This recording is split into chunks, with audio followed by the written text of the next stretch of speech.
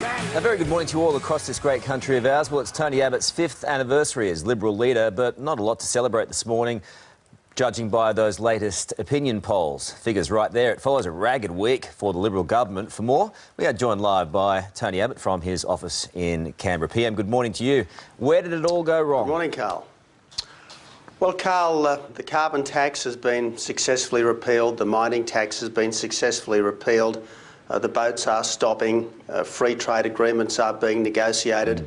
The repeal of the carbon tax means that every household is $550 a year better off. So, sure, the polls aren't so great, but no one said that the task of budget repair would be easy. No one said that tackling 6 years of a debt and deficit disaster was going to be easy, but I think the Australian people can be very confident that they've had a good year under their belt, that we're getting the fundamentals right and that we are delivering for the people of Australia. I say to the people of Australia, we are delivering for you. That's what we set out to do when we were elected, and every day this year that's exactly what we've done. Peter Costello says this morning getting rid of the barnacles has been as choppy as the barnacles themselves.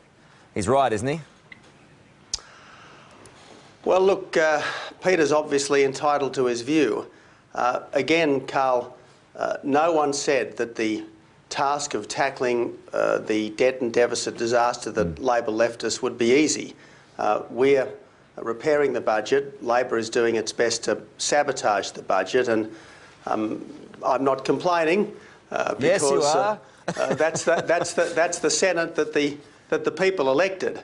But if you look back over the year, everything that this government has been able to do without needing parliamentary approval has been done pretty effectively. Look at the way we've handled foreign policy issues like MH17, MH370. Look at the way we've handled the foreign fighters threat, the ISIL death cult threat. Look at the way we've dealt with free trade negotiations.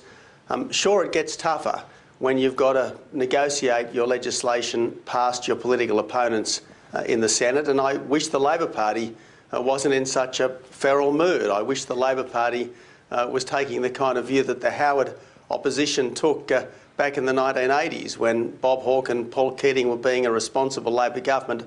But my message to the public is that we are delivering. The carbon tax repealed, the mining tax repealed, the boat stopping, the roads building, and the budget under repair for the first time in 7 years. With respect, you were fairly feral in opposition, weren't you? I mean the greatest respect by that. And isn't he just doing what you did, and why would he do anything different when it worked for you?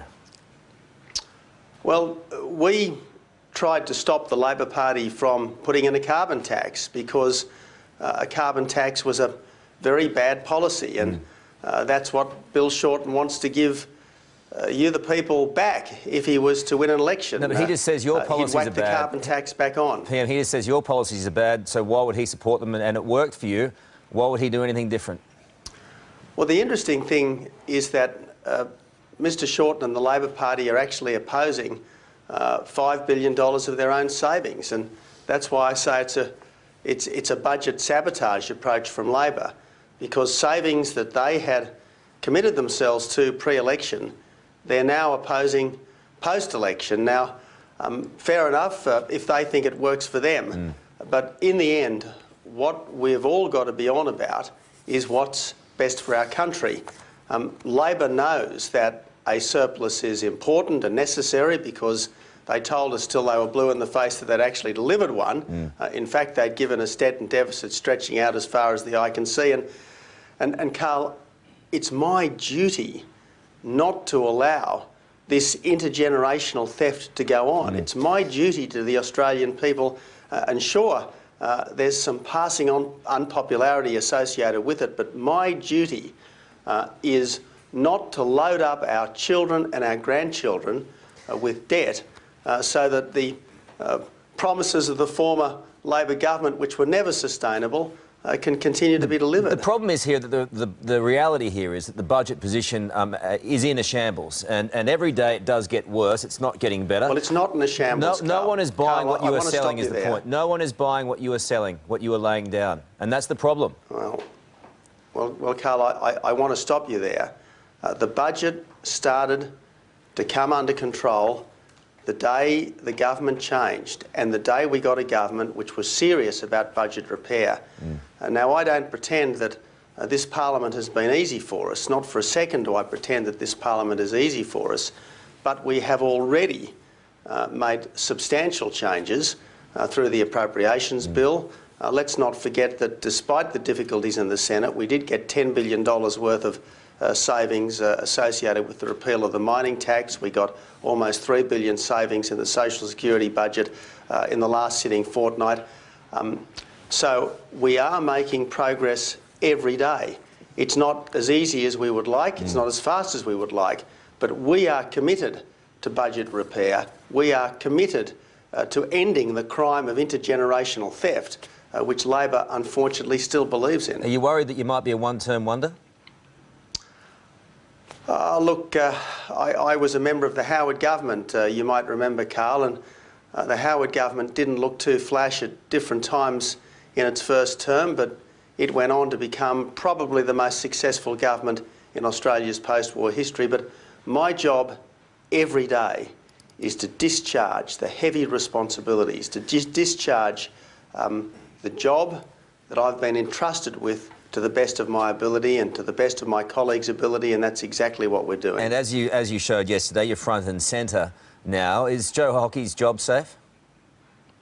Joe's doing a fine job. All of my front bench colleagues are doing a fine job. Is his job safe? Some of them, of course it is, Karl. Okay. Of course it is. And look, we can always play this game of you know, trying to turn politics into a soap opera, but it's a very serious business.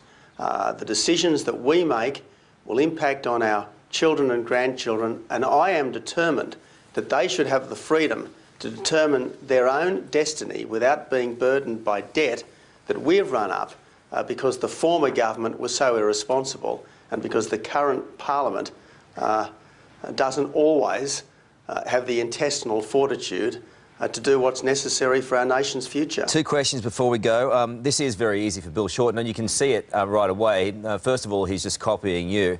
It'll come down to your inability to pay the budget down, and it'll also come down to broken promises. You can do something about the budget, but you're not going to be able to do anything about broken promises. You've done that now.